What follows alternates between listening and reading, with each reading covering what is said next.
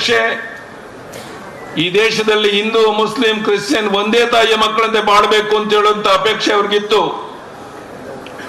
ಅಂತ ಮಹಾನ್ ನಾಯಕ ಅಟಲ್ ಬಿಹಾರಿ ವಾಜಪೇಯಿ ಅವ್ರನ್ನ ಇವತ್ತು ನೆನಪು ಮಾಡ್ಕೊಳ್ತಾ ಇದ್ದೇವೆ. ಒಂದು ಬಾರಿ ಜವಾಹರ್ಲಾಲ್ ನೆಹರು ಅವರು ಹೇಳಿದ್ರು, ಮುಂದೊಂದು ದಿನ ಅಟಲ್ ಬಿಹಾರಿ ವಾಜಪೇಯಿ ಅವರು ಈ ದೇಶದ ಪ್ರಧಾನಿ ಆಗ್ತಾರೆ ಅನ್ನೋ ಮಾತನ್ನು ಹೇಳಿದ್ರು. ಇವತ್ತು ಇಡೀ ವಿಶ್ವವೇ ಅಚ್ಚರಿಯಿಂದ ನೋಡ್ತಾ ಇದ್ದಂತ ನಮ್ಮ ಪ್ರಧಾನಿ ನರೇಂದ್ರ ಮೋದಿಜಿಯವರು ಯಾವ ಅಟಲ್ ಬಿಹಾರಿ ವಾಜಪೇಯಿ ಅವರು ಹಾಕಿಕೊಟ್ಟ ಮಾರ್ಗದರ್ಶನದಲ್ಲಿ ಈ ದೇಶವನ್ನ ಮುನ್ನಡೆಯತ್ತ ತಗೊಂಡು ಹೋಗ್ತಾ ಇರುವಂತಹದ್ದು ನಮ್ಮೆಲ್ಲರಿಗೂ ತುಂಬಾ ಆನಂದ ತರುವಂತ ಸಂಗತಿ. ಮಾಜಿ ಪ್ರಧಾನಿ ದೇವೇಗೌಡರು ಹೇಳಿದಂತೆ ಇಡೀ ವಿಶ್ವವೇ ಅಚ್ಚರಿಯಿಂದ ಭಾರತದ ಕಡೆ, ಪ್ರಧಾನಿ ನರೇಂದ್ರ ಮೋದಿಜಿಯವರ ಕಡೆ ನೋಡ್ತಿರುವಂತಹ ಸಂದರ್ಭದಲ್ಲಿ ನಾವೆಲ್ಲ ಅವರ ಪಕ್ಷದ ಕಾರ್ಯಕರ್ತರು, ಹಿತೈಷಿಗಳು ಅಂತ ಹೇಳುವಂತಹದ್ದು ಹೆಮ್ಮೆ ತರುವಂತ ಸಂಗತಿ. ಏಕ್ ದೇಶ್ ಮೇ ದೋ ಪ್ರಧಾನ್, ದೋ ವಿಧಾನ್, ದೋ ನಿಶಾನ್, ನಹಿ ಚಿಲೆಂಗೆ ಅಂತ ಗುಡುಗದಂತ ಶ್ಯಾಮಾ ಪ್ರಸಾದ್ ಮುಖರ್ಜಿ ಅವರನ್ನ ನಾವಿಲ್ಲಿ ನೆನಪು ಮಾಡ್ಕೊಳ್ಬೇಕಾದಂತ ಒಂದು ಸಂದರ್ಭ. ವೈಯಕ್ತಿಕವಾಗಿ ಹೇಳಬೇಕು ಅಂತ ಹೇಳಿದ್ರೆ, ಅಟಲ್ ಜಿ ಅವರು ನಮ್ಮೆಲ್ಲರ ಗುರುಗಳು.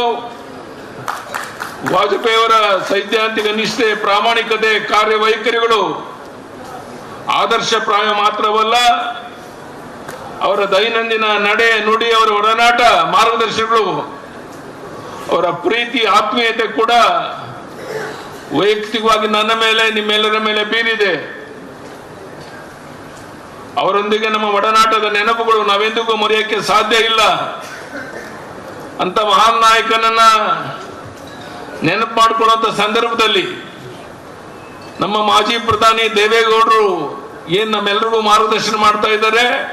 ನಿಮ್ಗೆ ಆಶ್ಚರ್ಯ ಆಗ್ಬಹುದು, ಈ ವಯಸ್ಸಿನಲ್ಲಿ ಪಾರ್ಲಿಮೆಂಟ್ ಅಲ್ಲಿ ಕುಂತವರು ಮಾತನಾಡೋ ಒಂದೊಂದು ಮಾತು ಪ್ರಧಾನಿ ನರೇಂದ್ರ ಮೋದಿಜಿಯವರ ಜೊತೆಗೆ ಮಾನ್ಯ ಮಾಜಿ ಪ್ರಧಾನಿ ದೇವೇಗೌಡರ ಜೊತೆಗೆ ಇರುವಂತಹ ನಿಕಟ ಸಂಬಂಧ, ಸಂಪರ್ಕ, ಇದನ್ನ ಜೀವನದಲ್ಲಿ ಮರೆಯಕ್ಕೆ ಸಾಧ್ಯ ಇಲ್ಲ. ಅಂತ ವ್ಯಕ್ತಿ ಡೆಲ್ಲಿನಲ್ಲಿ ಕಾರ್ಯಕ್ರಮ ಮುಗಿಸಲಿಕ್ಕೆ ಬಂದಿದ್ದಾರೆ ಅಂತ ಹೇಳಿದ್ರೆ ಬಹುಶಃ ನಮ್ಮೆಲ್ರಿಗೂ ದೇವೇಗೌಡರಂತ ಒಬ್ಬ ವ್ಯಕ್ತಿ ಮಾರ್ಗದರ್ಶನ ಮಾಡಕ್ಕೆ ಸಿಕ್ಕಿರುವಂತ ನಮ್ಮ ಸೌಭಾಗ್ಯ. ಅವರು ಆರೋಗ್ಯವಂತರಾಗಿರ್ಲಿ, ನಮ್ಮೆಲ್ಲರಿಗೂ ಆಶೀರ್ವದಿಸ್ತಾ ಇರಲಿ ಅಂತ ಹೇಳ್ತಾ ಈ ಶುಭ ಸಂದರ್ಭದಲ್ಲಿ ತಾವು ಇಷ್ಟು ದೊಡ್ಡ ಸಂಖ್ಯೆಯಲ್ಲಿ ಸೇರಿ ಈ ಕಾರ್ಯಕ್ರಮ ಯಶಸ್ವಿ ಮಾಡಿಕೊಟ್ಟಿದ್ದೀರಾ.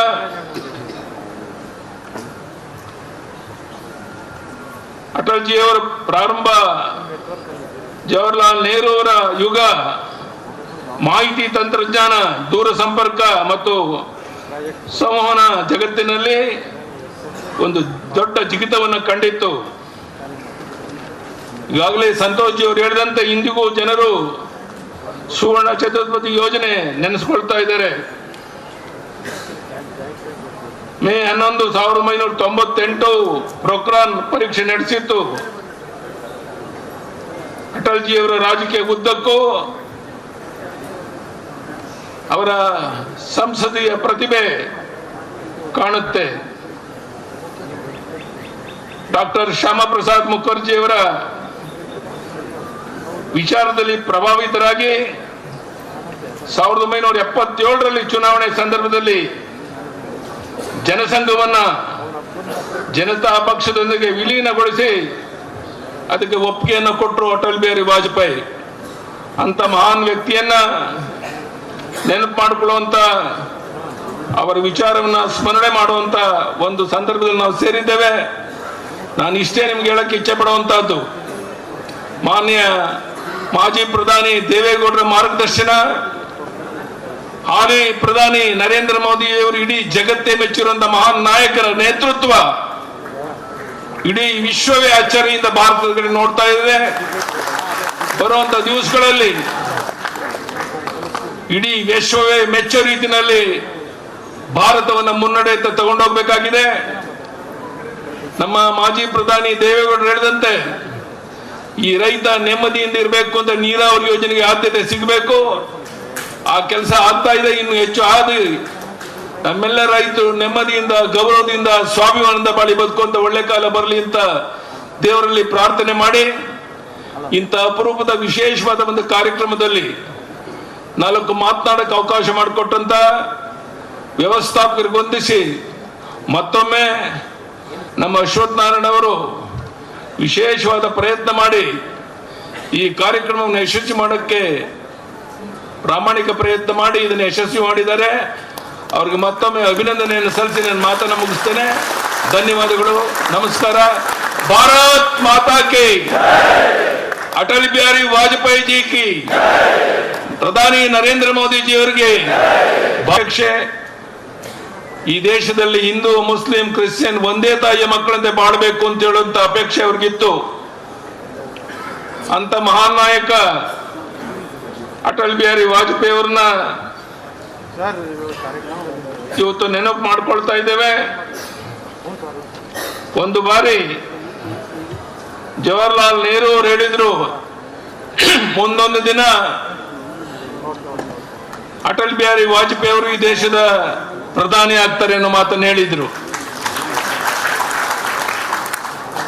ಇವತ್ತು ಇಡೀ ವಿಶ್ವವೇ ಅಚ್ಚರಿಯಿಂದ ನೋಡ್ತಾ ಇರಂತ ನಮ್ಮ ಪ್ರಧಾನಿ ನರೇಂದ್ರ ಮೋದಿಜಿ ಅವರು ಯಾವ ಅಟಲ್ ಬಿಹಾರಿ ವಾಜಪೇಯಿ ಅವರು ಹಾಕಿಕೊಟ್ಟ ಮಾರ್ಗದರ್ಶನದಲ್ಲಿ ಈ ದೇಶವನ್ನ ಮುನ್ನಡೆಯತ್ತ ತಗೊಂಡೋಗ್ತಾ ಇರುವಂತಹದ್ದು ನಮ್ಮೆಲ್ರಿಗೂ ತುಂಬಾ ಆನಂದ ತರುವಂತ ಸಂಗತಿ. ಮಾಜಿ ಪ್ರಧಾನಿ ದೇವೇಗೌಡರು ಹೇಳಿದಂತೆ ಇಡೀ ವಿಶ್ವವೇ ಅಚ್ಚರಿಯಿಂದ ಭಾರತದ ಕಡೆ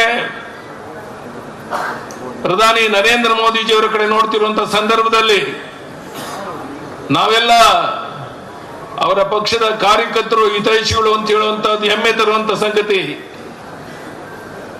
ಏಕ್ ದೇಶ್ ಮೇ ದೋ ಪ್ರಧಾನ್ ದೋ ವಿಧಾನ್ ದೋ ನಿಶಾನ್ ನಹಿ ಚಿಲೆಂಗೆ ಅಂತ ಗುಡುಗದಂತ ಶ್ಯಾಮಾ ಪ್ರಸಾದ್ ಮುಖರ್ಜಿ ಅವರನ್ನ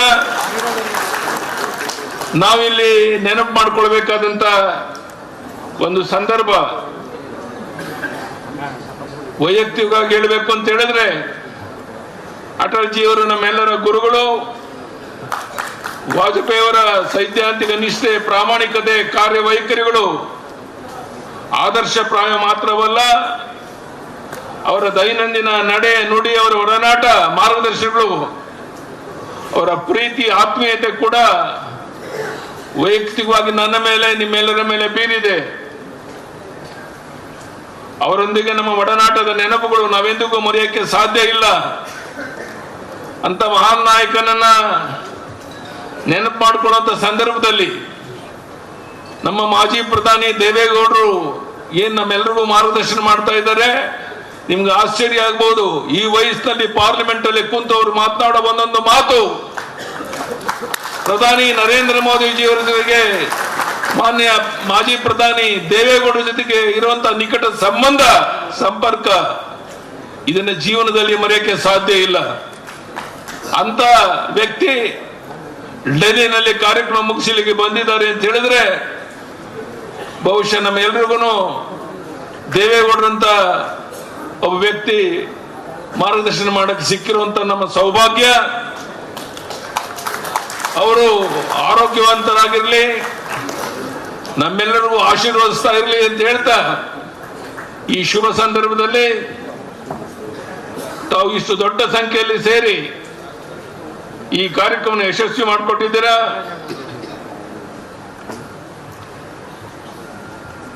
ಅಟಲ್ಜಿಯವರ ಪ್ರಾರಂಭ, ಜವಾಹರ್ಲಾಲ್ ನೆಹರು ಅವರ ಯುಗ, ಮಾಹಿತಿ ತಂತ್ರಜ್ಞಾನ, ದೂರ ಸಂಪರ್ಕ ಮತ್ತು ಸಂವಹನ ಜಗತ್ತಿನಲ್ಲಿ ಒಂದು ದೊಡ್ಡ ಜಿಗಿತವನ್ನು ಕಂಡಿತ್ತು. ಈಗಾಗಲೇ ಸಂತೋಷ್ ಜಿ ಅವರು ಹೇಳಿದಂತೆ ಇಂದಿಗೂ ಜನರು ಸುವರ್ಣ ಚತುರ್ಭುಜ ಯೋಜನೆ ನೆನೆಸ್ಕೊಳ್ತಾ ಇದ್ದಾರೆ. ಮೇ 11, 1998 ಪ್ರೊಕ್ರಾನ್ ಪರೀಕ್ಷೆ ನಡೆಸಿತ್ತು. ಅಟಲ್ಜಿಯವರ ರಾಜಕೀಯ ಉದ್ದಕ್ಕೂ ಅವರ ಸಂಸದೀಯ ಪ್ರತಿಭೆ ಕಾಣುತ್ತೆ. ಡಾಕ್ಟರ್ ಶ್ಯಾಮ ಪ್ರಸಾದ್ ಮುಖರ್ಜಿಯವರ ವಿಚಾರದಲ್ಲಿ ಪ್ರಭಾವಿತರಾಗಿ 1977ರಲ್ಲಿ ಚುನಾವಣೆ ಸಂದರ್ಭದಲ್ಲಿ ಜನಸಂಘವನ್ನ ಜನತಾ ಪಕ್ಷದೊಂದಿಗೆ ವಿಲೀನಗೊಳಿಸಿ ಅದಕ್ಕೆ ಒಪ್ಪಿಗೆಯನ್ನು ಕೊಟ್ಟರು ಅಟಲ್ ಬಿಹಾರಿ ವಾಜಪೇಯಿ. ಅಂತ ಮಹಾನ್ ವ್ಯಕ್ತಿಯನ್ನ ನೆನಪು ಮಾಡಿಕೊಳ್ಳುವಂತ ಅವರ ವಿಚಾರವನ್ನ ಸ್ಮರಣೆ ಮಾಡುವಂತ ಒಂದು ಸಂದರ್ಭದಲ್ಲಿ ನಾವು ಸೇರಿದ್ದೇವೆ. ನಾನು ಇಷ್ಟೇ ನಿಮ್ಗೆ ಹೇಳಕ್ಕೆ ಇಚ್ಛೆ ಪಡುವಂತಹದ್ದು, ಮಾನ್ಯ ಮಾಜಿ ಪ್ರಧಾನಿ ದೇವೇಗೌಡರ ಮಾರ್ಗದರ್ಶನ, ಹಾಲಿ ಪ್ರಧಾನಿ ನರೇಂದ್ರ ಮೋದಿಯವರು ಇಡೀ ಜಗತ್ತೇ ಮೆಚ್ಚಿರುವಂತಹ ಮಹಾನ್ ನಾಯಕರ ನೇತೃತ್ವ ಇಡೀ ವಿಶ್ವವೇ ಅಚ್ಚರಿಯಿಂದ ಭಾರತದ ಕಡೆ ನೋಡ್ತಾ ಇದೆ. ಬರುವಂತ ದಿವಸಗಳಲ್ಲಿ ಇಡೀ ವಿಶ್ವವೇ ಮೆಚ್ಚೋ ರೀತಿಯಲ್ಲಿ ಭಾರತವನ್ನು ಮುನ್ನಡೆಯುತ್ತ ತಗೊಂಡೋಗ್ಬೇಕಾಗಿದೆ. ನಮ್ಮ ಮಾಜಿ ಪ್ರಧಾನಿ ದೇವೇಗೌಡರು ಹೇಳಿದಂತೆ ಈ ರೈತ ನೆಮ್ಮದಿಯಿಂದ ಇರಬೇಕು ಅಂತ ನೀರಾವರಿ ಯೋಜನೆಗೆ ಆದ್ಯತೆ ಸಿಗಬೇಕು. ಆ ಕೆಲಸ ಆಗ್ತಾ ಇದೆ, ಇನ್ನು ಹೆಚ್ಚು ಆದಿ ನಮ್ಮೆಲ್ಲ ರೈತರು ನೆಮ್ಮದಿಯಿಂದ, ಗೌರವದಿಂದ, ಸ್ವಾಭಿಮಾನದಿಂದ ಬಾಳಿ ಬದುಕುವಂತ ಒಳ್ಳೆ ಕಾಲ ಬರಲಿ ಅಂತ ದೇವರಲ್ಲಿ ಪ್ರಾರ್ಥನೆ ಮಾಡಿ, ಇಂಥ ಅಪರೂಪದ ವಿಶೇಷವಾದ ಒಂದು ಕಾರ್ಯಕ್ರಮದಲ್ಲಿ 4 ಮಾತನಾಡಕ್ಕೆ ಅವಕಾಶ ಮಾಡಿಕೊಟ್ಟಂತ ವ್ಯವಸ್ಥಾಪಕರಿಗೆ ವಂದಿಸಿ, ಮತ್ತೊಮ್ಮೆ ನಮ್ಮ ಅಶ್ವಥ್ ನಾರಾಯಣ ಅವರು ವಿಶೇಷವಾದ ಪ್ರಯತ್ನ ಮಾಡಿ ಈ ಕಾರ್ಯಕ್ರಮವನ್ನು ಯಶಸ್ವಿ ಮಾಡೋಕ್ಕೆ ಪ್ರಾಮಾಣಿಕ ಪ್ರಯತ್ನ ಮಾಡಿ ಇದನ್ನು ಯಶಸ್ವಿ ಮಾಡಿದ್ದಾರೆ. ಅವ್ರಿಗೆ ಮತ್ತೊಮ್ಮೆ ಅಭಿನಂದನೆಯನ್ನು ಸಲ್ಲಿಸಿ ನನ್ನ ಮಾತನ್ನು ಮುಗಿಸ್ತೇನೆ. ಧನ್ಯವಾದಗಳು, ನಮಸ್ಕಾರ. ಭಾರತ್ ಮಾತಾ ಕಿ, ಅಟಲ್ ಬಿಹಾರಿ ವಾಜಪೇಯಿ ಜಿ ಕಿ, ಪ್ರಧಾನಿ ನರೇಂದ್ರ ಮೋದಿ ಜಿ ಅವರಿಗೆ ಸುಶಾಸನ ದಿವಸ, ಅಟಲ್ ಜಿಯವರ ಜನ್ಮಶತಾಬ್ದಿ ಜನ್ಮದಿನ, ಸನ್ಮಾನ್ಯ ಯಡಿಯೂರಪ್ಪನವರಿಗೆ ಸನ್ಮಾನ, ಸನ್ಮಾನ್ಯ ದೇವೇಗೌಡರಿಗೆ ಸನ್ಮಾನ, ನಾಡಪ್ರಭು ಕೆಂಪೇಗೌಡ ವೇದಿಕೆಯ ಮುಖಾಂತರ ಸನ್ಮಾನ. ಹೀಗೆ ಇವೆಲ್ಲ ಸೇರ್ಕೊಂಡ್ರೆ ಒಂದ್ಸಲಿ ನಾನು ಅನ್ಕೊಳ್ತೀನಿ ಒಂದು ಅತ್ಯಂತ ಅರ್ಥಪೂರ್ಣವಾಗಿರ್ತಕ್ಕಂಥ ಕಾರ್ಯಕ್ರಮ ಅಂತ ಅನ್ಕೊಳ್ತೀನಿ. ಯಾಕಂದ್ರೆ ನಾನು ಕೆಲಸ ಮಾಡುವಂತ ಕ್ಷೇತ್ರದಲ್ಲಿ, ನಾನು ಜವಾಬ್ದಾರಿ ಇಟ್ಕೊಂಡಿರ್ತಕ್ಕಂಥ ಕ್ಷೇತ್ರದಲ್ಲಿ ಅರ್ಥಪೂರ್ಣವಾಗಿರ್ತಕ್ಕಂಥ ಕಾರ್ಯಕ್ರಮ ಸಿಗೋದು ಬಹಳ ಕಡಿಮೆ. ಅಬ್ಬರದ ಕಾರ್ಯಕ್ರಮ ಸಿಗುತ್ತೆ, ದೊಡ್ಡ ಕಾರ್ಯಕ್ರಮ ಸಿಗುತ್ತೆ, ಸಂಭ್ರಮದ ಕಾರ್ಯಕ್ರಮ ಸಿಗುತ್ತೆ, ಒಂದ್ಸಲಿ ಬಹಳ ಉತ್ಸಾಹ ಇರ್ತಕ್ಕಂಥ ಕಾರ್ಯಕ್ರಮ ಅದು ಸಿಗುತ್ತೆ. ಆದ್ರೆ ಅರ್ಥಪೂರ್ಣವಾಗಿರ್ತಕ್ಕಂಥ ಕಾರ್ಯಕ್ರಮ ಸಿಗೋದು ಅದು ಸ್ವಲ್ಪ ಕಷ್ಟ ಅನ್ನ. ಆದ್ರೆ ಇವತ್ತು ಈ ಎಲ್ಲ ಹೆಸರುಗಳು, ನಾನು ಯಾವ್ಯಾವ ಹೆಸರುಗಳನ್ನ ಹೇಳಿದೆ, ಇವೆಲ್ಲವನ್ನು ಪೋಣಿಸ್ಬಿಟ್ರೆ ಒಂದ್ಸಲಿ ನಾಡಿನ ಸಮಾಜ ಜೀವನವನ್ನ ನಮಗೆ ನಮ್ಮ ನಡುವಿನಲ್ಲೇ ತುಂಬಾ ಎತ್ತರಕ್ಕೆ ಹೋದಂತ ಎಲ್ಲ ಹೆಸರುಗಳು ಇವು. ಇವೆಲ್ಲ ಹೆಸರುಗಳು ಯಾವ ಹೆಸರಿನಲ್ಲಿ ಇವೆ, ಯಾವ ಕೆಂಪೇಗೌಡರ ಹೆಸರಿನಲ್ಲಿ, ನಾಡಪ್ರಭು ಕೆಂಪೇಗೌಡರ ಹೆಸರಿನ ವೇದಿಕೆ ಮುಖಾಂತರ ಇವತ್ತಿನ ಕಾರ್ಯಕ್ರಮ ನಡೀತಾ. ಸನ್ಮಾನ್ಯ ನಾನು ಉಲ್ಲೇಖ ಮಾಡುವಾಗ ನಮ್ಮ ವಿಧಾನ ಪರಿಷತ್ತಿನ ನಾಯಕರಾಗಿರ್ತಕ್ಕಂಥ ಸನ್ಮಾನ್ಯ ಚೆಲುವಾದಿ ನಾರಾಯಣ ಸ್ವಾಮಿ ಅವರ ಹೆಸರನ್ನ ನಾನು ಬಿಟ್ಟೆ, ಕ್ಷಮಿಸಿ ಅಂತಲೇ. ಮಿತ್ರರಾಗಿರೋದ್ರಿಂದ ಕ್ಷಮಿಸಿ ಅಂತ ಹೇಳಿ ಸುಲಭಕ್ಕೆ ಮುಂದುವರಿಬಹುದು ಅಂತ ಅನ್ಕೊಂಡಿದ್ದೀನಿ ನಾನು. ಸನ್ಮಾನ್ಯ ಚೆಲುವಾದಿ ನಾರಾಯಣ ಸ್ವಾಮಿ ಅವರೇ, ನಾಡಪ್ರಭು ಕೆಂಪೇಗೌಡ ವೇದಿಕೆ ಅದು ಕೂಡ ಒಂದು ಅರ್ಥಪೂರ್ಣ. ಯಾವ ಬೆಂಗಳೂರಿನಲ್ಲಿ ಕೂತ್ಕೊಂಡಿದ್ದೀವೋ, ಬೆಂಗಳೂರಿನ ನಿರ್ಮಾತ್ರ ಕೆಂಪೇಗೌಡ ನಾವು ತಿಳ್ಕೊಂಡಿದ್ದೀವಿ. ಮಕ್ಕಳಾಗಿದ್ದಾಗ ಕಾಲೇಜ್ನಲ್ಲಿ ಶಾಲೆಯ ಮುಖಾಂತರ ಇತಿಹಾಸದ ಭಾಗವಾಗಿ ಕೆಂಪೇಗೌಡರು ಬೆಂಗಳೂರು ಇಲ್ಲಿವರೆಗೆ ವಿಸ್ತಾರ ಆಗ್ಬೇಕಾಗಿತ್ತು ಅಂತ ಕಟ್ಸಿರ್ತಕ್ಕಂಥ 4 ಗೋಪುರಗಳನ್ನ ಕೂಡ ಇಲ್ಲಿರ್ತಕ್ಕಂಥ ತುಂಬಾ ಜನ ನೋಡಿದೀವಿ. ಅಂತ ಆ 4 ಗೋಪುರಗಳು ಬೆಂಗಳೂರಿನ ಇತಿಹಾಸದ ಒಂದು ಭಾಗ. ಕೆಂಪೇಗೌಡರು ಕಟ್ಸಿರ್ತಕ್ಕಂಥ ಗೋಪುರ ಅದು ಇತಿಹಾಸದ ಒಂದು ಭಾಗ. ಅದನ್ನ ನೋಡ್ಬೇಕು. ನೋಡ್ಲಿಲ್ಲ ಅಂತ ಹೇಳಿದ್ರೆ ಕೆಲವೇ ದಿನಗಳಲ್ಲಿ ಅದನ್ನ ನೋಡ್ಬೇಕು. ಇವತ್ತು ಬೆಂಗಳೂರಿನಲ್ಲಿ ನಮಗೆ ಕೆರೆಗಳು ಕಾಣಿಸ್ತಾ ಇದ್ರೆ, ಇವತ್ತು ಬೆಂಗಳೂರಿನಲ್ಲಿ ನಮಗೆ ಕಟ್ಟೆಗಳು ಕಾಣಿಸ್ತಾ ಇದ್ರೆ, ಬೆಂಗಳೂರು ಮಾತ್ರ ಅಲ್ಲ, ಬೆಂಗಳೂರು ಗ್ರಾಮಾಂತರ, ಕೋಲಾರ, ರಾಮನಗರ ಜಿಲ್ಲೆ, ತುಮಕೂರು ಜಿಲ್ಲೆಯ 2 ತಾಲೂಕುಗಳು, ಈ ಎಲ್ಲ ಕಡೆಗಳಲ್ಲಿ ಇವತ್ತಿಗೂ ನಮಗೆ ಕೆರೆ ಕಾಣಿಸ್ತಾ ಇದ್ರೆ ಒಂದೇ ಹೆಸರು ನಾವು ನೆನ್ಪಿಟ್ಕೊಳ್ಬೇಕಾಗಿರೋದು, ಕೆಂಪೇಗೌಡರ ಹೆಸರನ್ನ. ಇವತ್ತು ಕಟ್ಟೆಗಳು ಜೀವಂತವಾಗಿದ್ರೆ, ಕಪಿಲೆ ಬಾವಿಗಳು ಜೀವಂತವಾಗಿದ್ರೆ ಒಂದೇ ಹೆಸರು ನೆನಪಿಸ್ಕೊಳ್ಬೇಕಾಗಿರೋದು ಅದು ಕೆಂಪೇಗೌಡರನ್ನ. ಬೆಂಗಳೂರಿನಲ್ಲಿ ಅನೇಕ ಮಾರುಕಟ್ಟೆಗಳನ್ನ ನಾವು ಕೇಳ್ತೀವಿ. ಒಂದ್ಸಲಿ ಸಣ್ಣ ಅನೇಕ ಮಾರುಕಟ್ಟೆಗಳನ್ನ ಕೇಳ್ತೀವಿ. ನಮ್ಮ ಬೆಂಗಳೂರಿನ ಅದು ಜೀವಂತ ಕೇಂದ್ರಗಳವು. ಆ ಜಾಗವನ್ನ ನೋಡಿದಾಗ ನಾವು ನೆನಪು ಮಾಡ್ಕೊಳ್ಬೇಕಾಗಿರ್ತಕ್ಕಂಥ ಹೆಸರು ಯಾವುದು ಅಂತ ಕೇಳಿದ್ರೆ ನಾಡಪ್ರಭು ಕೆಂಪೇಗೌಡರದ್ದು. ಒಬ್ಬ ಪಾಳೆಗಾರರಾಗಿ, ಒಬ್ಬ ರಾಜರಾಗಿ ತನ್ನ ಸುತ್ತಮುತ್ತ ಇರತಕ್ಕಂಥ ಸಮಾಜ ಜೀವನವನ್ನು ಹಸನು ಮಾಡಲಿಕ್ಕೆ ದೇವಸ್ಥಾನದಿಂದ ಹಿಡಿದು ಮಾರುಕಟ್ಟೆವರೆಗೆ ಹಾಗೆ ಕೆಂಪೇಗೌಡರು ನಿರ್ಮಾಣ ಮಾಡಿರ್ತಕ್ಕಂಥ ಅನೇಕ ಸಂಗತಿಗಳು ನಮಗ್ ಬೆಂಗಳೂರಿನಲ್ಲಿ ಓಡಾಡ್ತಾ ಇರ್ಬೇಕಾದ್ರೆ ಸಿಗುತ್ತೆ ನಮ್ಗೆ. ಆ ಬೆಂಗಳೂರು ಅಂತ ಅನ್ನಿಸ್ಕೊಳ್ಳೋದು ಕೆಂಪೇಗೌಡರ ಈ ಬಹುದೊಡ್ಡದಾಗಿರ್ತಕ್ಕಂಥ ಪಾತ್ರದ ಕಾರಣಕ್ಕೆ. ಇವತ್ತು ಅವರ ವೇದಿಕೆ ಹೆಸರಿನಲ್ಲೇ ನಾವು ಕಾರ್ಯಕ್ರಮ ಮಾಡ್ತಾ ಇದೀವಿ. ಅವ್ರದ್ದೊಂದು ಬೃಹತ್ ಆಗಿರ್ತಕ್ಕಂಥ ಪ್ರತಿಮೆ ಕೂಡ ಬೆಂಗಳೂರಿನ ಕೆಂಪೇಗೌಡ ವಿಮಾನ ನಿಲ್ದಾಣದಲ್ಲಿ ಇವತ್ತು ನಮಗೆ ಕಾಣಿಸುತ್ತೆ. ಒಂದು ಅದ್ಭುತವಾಗಿರ್ತಕ್ಕಂಥ, ಬಹಳ ಸುಂದರವಾಗಿರ್ತಕ್ಕಂಥ, ಅವ್ರ ವ್ಯಕ್ತಿತ್ವಕ್ಕೆ ತಕ್ಕನಾಗಿರ್ತಕ್ಕಂಥ ಒಂದು ಪ್ರತಿಮೆ ಕೂಡ ನಮಗೆ ಕಾಣಿಸುತ್ತೆ. ಅದಕ್ಕೂ ಕೂಡ ನಾನು ಡಾಕ್ಟರ್ ಅಶ್ವಥ್ ನಾರಾಯಣ ಅವರಿಗೆ ಅಭಿನಂದನೆಗಳನ್ನ ಸಲ್ಲಿಸಬೇಕು. ಯಾಕಂದ್ರೆ ಅದಕ್ಕೆ ಯಾರಾದ್ರೂ ಮೂಲ ಕಾರಣ ಇದ್ರೆ ಅದು ಡಾಕ್ಟರ್ ಅಶ್ವಥ್ ನಾರಾಯಣ. ಆ ಸಂದರ್ಭದಲ್ಲಿ ಅನೇಕ ದೊಡ್ಡವರು ಇರ್ಬೋದು, ಆದ್ರೆ ಆ ಕೆಲಸಕ್ಕೊಂದು ಆರಂಭ ಮಾಡಿ ಆ ಕೆಲಸವನ್ನ ಮುಕ್ತಾಯ ಮಾಡಿದ್ ಯಾರು ಅಂತ ಕೇಳಿದ್ರೆ ಸನ್ಮಾನ್ಯ ಅಶ್ವಥ್ ನಾರಾಯಣ ಅವರು ಮತ್ತು ಸನ್ಮಾನ್ಯ ಪ್ರಧಾನಮಂತ್ರಿಗಳು ಅದನ್ನು ಉದ್ಘಾಟನೆ ಕೂಡ ಮಾಡಿದ್ರು.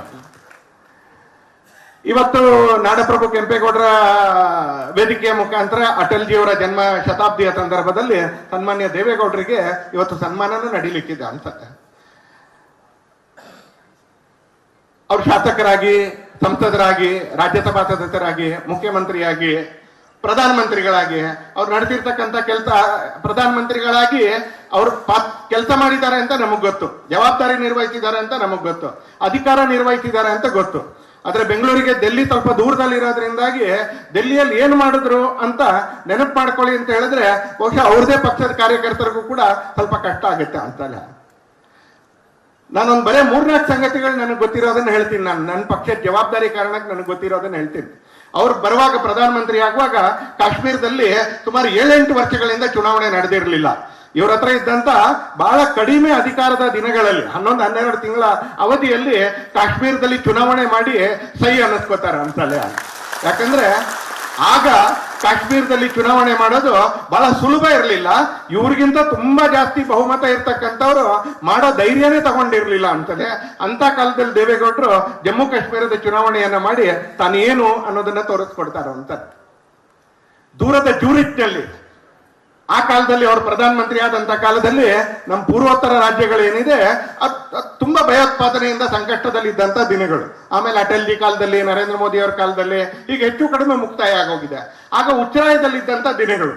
ರಾಷ್ಟ್ರಧ್ವಜ ಹಾರ್ತಾ ಇರಲಿಲ್ಲ, ಸ್ವಾತಂತ್ರ್ಯ ದಿನೋತ್ಸವ ಮಾಡಕ್ ಸಾಧ್ಯ ಇಲ್ಲ, ಗಣರಾಜ್ಯೋತ್ಸವ ಬಹಿಷ್ಕಾರ ಹಾಕ್ತಾರೆ, ಸ್ವತಂತ್ರವಾಗಿ ಜನಪ್ರತಿನಿಧಿಗಳು ಓಡಾಡಕ್ ಆಗೋದಿಲ್ಲ, ಭಾರತ ಅನ್ನುವಂತ ಶಬ್ದ ಸ್ವಲ್ಪ ಅಪಾಯಕಾರಿ ಅನ್ನುವಂತ ಇದ್ದಂತ ದಿನಗಳು. ನಾಗಾ ಬಂಡುಕೋರರ ಜೊತೆ ಸಂಧಾನ ಮಾಡ್ತಾ ಮಾಡ್ತಾ ಮಾಡ್ತಾ ಮಾತುಕತೆ ಮಾಡ್ತಾ ದೂರದ ಜೂರಿಚ್ನಲ್ಲಿ ಅವ್ರ ಜೊತೆ ಒಪ್ಪಂದಕ್ಕೆ ಸಹಿ ಆಗ್ತಾರೆ ಅಂತಾರೆ. ನಾಗಾ ಬಂಡುಕೋರರ ಜೊತೆ ಒಂದು ಶಾಂತಿಯ ಪ್ರಸ್ತಾವಕ್ಕೆ, ಒಪ್ಪಂದಕ್ಕೆ ಜೂರಿಚ್ನಲ್ಲಿ ಸಹಿ ಆಗ್ತಾರೆ ಸನ್ಮಾನ್ಯ ದೇವೇಗೌಡರು. IT ಇಂಡಸ್ಟ್ರಿಗೆ ಟ್ಯಾಕ್ಸ್ ಹಾಲಿಡೇ ಅನ್ನು ಕೊಟ್ಟಂತ ಮೊದಲನೇ ಪ್ರಧಾನಮಂತ್ರಿ ದೇವೇಗೌಡರು. ನಾವು ದೇವೇಗೌಡರನ್ನು ಕೃಷಿಗೋ ಅಥವಾ ರಾಗಿ ಮುದ್ದೆಗೋ ಅನೇಕ ಪತ್ರಕರ್ತರು ಅಲ್ಲಿಗೆ ನಿಲ್ಲಿಸ್ಬಿಡ್ತಾರೆ ಅಂತಲ್ಲಿ. ಆದ್ರೆ IT ಇಂಡಸ್ಟ್ರಿಗೆ ಟ್ಯಾಕ್ಸ್ ಹಾಲಿಡೇ ಕೊಟ್ಟಂತ ಮೊದಲನೇ ಪ್ರಧಾನಮಂತ್ರಿ. ಯಾಕಂದ್ರೆ ಎಲ್ಲಿ ಬೆಳವಣಿಗೆಗೆ ಸಾಧ್ಯತೆ ಇದೆ ಅಂತ ಗುರುತಿಸೋದಿದೆಯಲ್ಲ, ಅದೊಬ್ಬ ನಾಯಕನ ಲಕ್ಷಣ ಅಂತಲ್ಲಿ. ಆಮೇಲೆ ಅದನ್ನ ಮುಂದೆ ತಗೊಂಡಂತ 1000 ಜನ ಇರ್ತಾರೆ.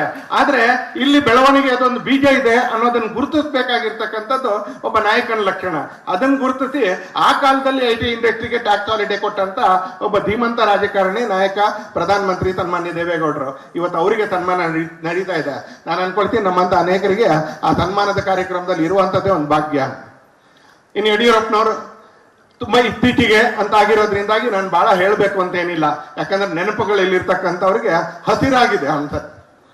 ಬೆಂಗಳೂರು ಮೈಸೂರು ರೋಡಲ್ಲಿ ಹೋಗ್ಬೇಕಾದ್ರೆ ಕೆಂಗೇರಿ ಹತ್ರ ಒಂದು ಫಿಸಿಕಲ್ ಪಾಲಿಸಿಯ ಒಂದು ಇನ್ಸ್ಟಿಟ್ಯೂಟ್ ಇದೆ. ಈ ಕಡೆಯಿಂದ ಹೋಗ್ತಾ ಇರ್ಬೇಕಾದ್ರೆ ಎಡಗಡೆ ಅಂತ. ಬಹಳ ಜನ ಭಾರತೀಯ ಜನತಾ ಪಕ್ಷದವ್ರಿಗೂ ಅಧಿಕಾರಿ ವರ್ಗದವ್ರಿಗೂ ಗೊತ್ತಿಲ್ಲ ಅಂತಲೇ. ಅದ್ಯಾಕೆ ಅಲ್ಲಿದೆ ಅಂತ ಗೊತ್ತಿಲ್ಲ. ಅದು ಇಡೀ ದೇಶದ ಫಿಸಿಕಲ್ ಪಾಲಿಸಿಯ ಇನ್ಸ್ಟಿಟ್ಯೂಟ್. ಅದು ನೀವು ಕೆಂಗೇರಿ ಹತ್ರ ಹೋಗ್ತಾ ಇರ್ಬೇಕಾದ್ರೆ ಎಡಗಡೆ ಕೆಂಪು ಕಟ್ಟಡ ಒಂದು ಕಾಣಿಸುತ್ತೆ. ಅದು ಸನ್ಮಾನ್ಯ ಯಡಿಯೂರಪ್ಪನವರು 7ಕ್ಕಿಂತ ಹೆಚ್ಚು ಸಲ ಬಜೆಟ್ ಮಂಡಿಸುವಂತ ಸಂದರ್ಭದಲ್ಲಿ ಆರ್ಥಿಕ ಶಿಸ್ತು ಅನ್ನೋ ಒಂದು ಶಬ್ದವನ್ನ ಆಡಳಿತದಲ್ಲೂ ಉಪಯೋಗಿಸ್ತಾರೆ, ಪತ್ರಿಕೆಗಳಲ್ಲೂ ಉಪಯೋಗಿಸ್ತಾರೆ, ಫಿಸಿಕಲ್ ಡಿಸಿಪ್ಲಿನ್ ಅನ್ನೋ ಶಬ್ದವನ್ನು ಉಪಯೋಗಿಸ್ತಾರೆ ಅಂತ. ಅವರು ಬಜೆಟ್ ಮಂಡಿಸ್ತಾ ಇರ್ಬೇಕಾದ್ರೆ ಆ ಫಿಸಿಕಲ್ ಡಿಸಿಪ್ಲಿನ್ ಅನ್ನು ಏನ್ ಕಾಪಾಡಿಕೊಂಡ್ರು. ಯಾಕಂದ್ರೆ ಒಬ್ಬ ರಾಜಕಾರಣಿಯಾದವನಿಗೆ, ಬಜೆಟ್ ಮಂಡಿಸೋವನಿಗೆ ಜನಪ್ರಿಯತೆಯ ಹುಚ್ಚು ತುಂಬಾ ಜಾಸ್ತಿ ಇರುತ್ತೆ.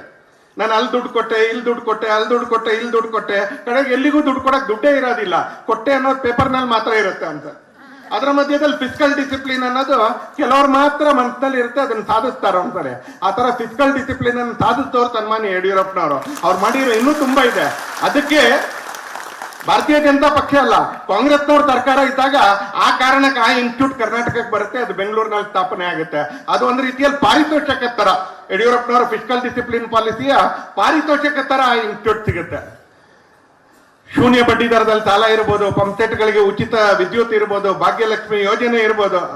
ಎಷ್ಟು ಬಂಡ್ರು ಕೆಲವರು ಅಂತ ಕೇಳಿದ್ರೆ, ಇವತ್ತು ಬಂದಿರತಕ್ಕಂಥ ಸರ್ಕಾರ 18 ವರ್ಷ ಆದ್ಮೇಲೆ ಆ ಹೆಣ್ಣುಮಗಳಿಗೆ ಹಣ ಕೊಡಬೇಕು, ಕೇವಲ ಬಿಜೆಪಿ ಸರ್ಕಾರ ಆರಂಭ ಮಾಡ್ತು, ಯಡಿಯೂರಪ್ಪನವ್ರು ಆರಂಭ ಮಾಡಿದ್ರು ಅಂತ ಬಂಡ್ಗೆಟ್ಟಿರ್ತಕ್ಕಂಥ ಇವತ್ತಿನ ಸರ್ಕಾರ ಆ ಭಾಗ್ಯಲಕ್ಷ್ಮಿ ಪಾಲಿಸಿಯನ್ನ ಕೊಡ್ತಾ ಇಲ್ಲ. ಒಂದ್ಸಲಿ ಗವರ್ನೆನ್ಸ್ ಯಾವಾಗ್ಲೂ it is in continuous tense. ಅದು ಆಗ ಯಡಿಯೂರಪ್ಪನವ್ರ ಸರ್ಕಾರ ಇತ್ತು, ಅದಾದ್ಮೇಲೆ ಮತ್ತಾರ್ದೋ ಸರ್ಕಾರ ಬಂತು, ಅದಾದ್ಮೇಲೆ ಇನ್ನೊಬ್ಬರ ಸರ್ಕಾರ ಬಂತು.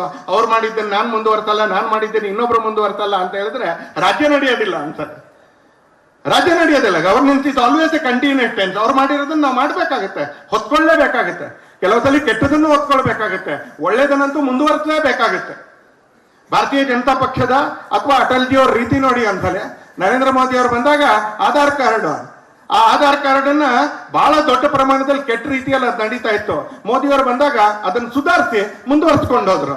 ವ್ಯಕ್ತಿ ಕೂಡ ಬದಲಾಯಿಸಲಿಲ್ಲ, ನಂದನ್ ನಿಲೇಕಣಿನ ಕೂಡ ಬದಲಾಯಿಸಲಿಲ್ಲ. ಯಾಕಂದ್ರೆ ಸರ್ಕಾರಗಳಷ್ಟು ಆ ತರ ಸಣ್ಣ ಮನಸ್ಸಿನಿಂದ ಸರ್ಕಾರ ನಡ್ಸಕ್ ಆಗೋದಿಲ್ಲ. ಯಾವತ್ತು ವ್ಯಕ್ತಿನೂ ಬದಲಾಯಿಸಲಿಲ್ಲ, ಪಾಲಿಸಿನೂ ಬದಲಾಯಿಸಲಿಲ್ಲ. ಹೀಗೆ ಸರ್ಕಾರ ನಡಿಬೇಕಾಗಿರ್ತಕ್ಕಂಥ ರೀತಿಯ.